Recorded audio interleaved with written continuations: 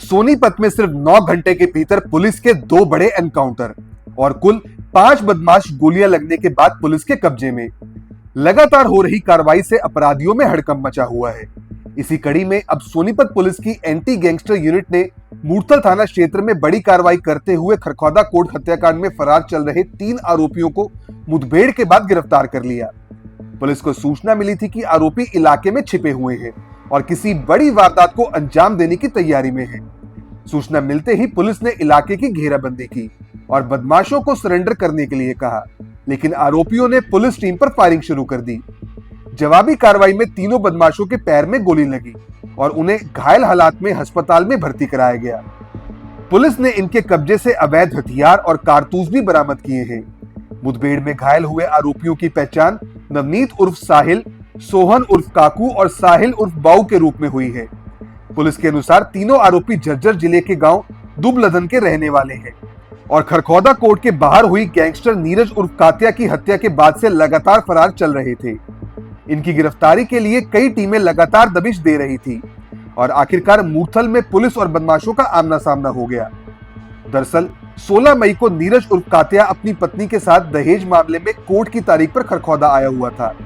दोपहर करीब 12:15 बजे जब वह कोर्ट से बस स्टैंड की तरफ जा रहा था, तभी तहसील के मुख्य गेट के सामने एक सफेद रंग की ब्रेजा कार ने उसे टक्कर मार दी। टक्कर लगते ही नीरज सड़क पर गिर पड़ा और उसी दौरान कार से उतरे 3 युवकों ने उस पर ताबड़तोड़ गोलियां चला दी। गंभीर रूप से घायल नीरज की मौके पर ही मौत हो गई थी। दिन दहाड़े कोर्ट के बाहर हुई इस वारदात ने पूरे इलाके में सनसनी फैला दी थी। पुलिस जांच में सामने आया है कि यह हत्याकांड पुरानी रंजिश और बदले की भावना में अंजाम दिया गया। जानकारी के मुताबिक वर्ष 2009 में नीरज उर्फ कातिया ने नवनीत उर्फ साहिल के चाचा की हत्या की थी। बताया जा रहा है कि उसी हत्या का बदला लेने के लिए नीरज को कोर्ट के बाहर गोलियों से भून दिया गया। पुलिस अब इस पूरे मामले को गैंग वॉर और पुरानी दुश्मनी से जोड़कर जांच कर रही है।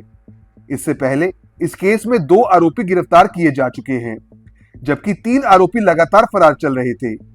इस पूरी कार्रवाई में एंटी गैंगस्टर यूनिट और एएनसी की टीमों ने अहम भूमिका निभाई और अब सोनीपत पुलिस की लगातार हो रही कार्रवाई अपराधियों के लिए बड़ा संदेश मानी जा रही है। पकड़ा क्या पूरा मामला? सर कौन आदमी थे, क्या नाम था? ये 16 तारीख को नीरज उर्फ कातिया एक दहेज के मुकदमे में उसकी पेशी थी खरखौदा थाने में, तो पेशी के लिए आया हुआ था। तो जो ही कोर्ट से बाहर निकला, मेन रोड के ऊपर आया था, तो पीछे से एक गाड़ी आई।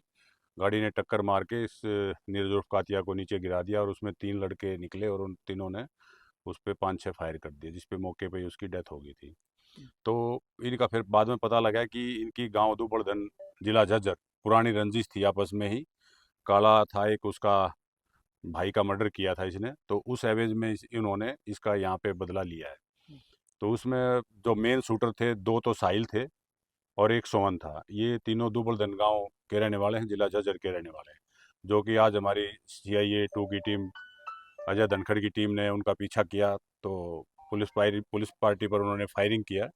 तो जवाबी कार्रवाई में उनके तीनों के गोलियां लगी हैं, जो कि अभी हॉस्पिटल के अंदर उनका उपचार चल रहा है। सर कितने पुलिस पर फायर किया, आरोपियों ने भी फायर किया है?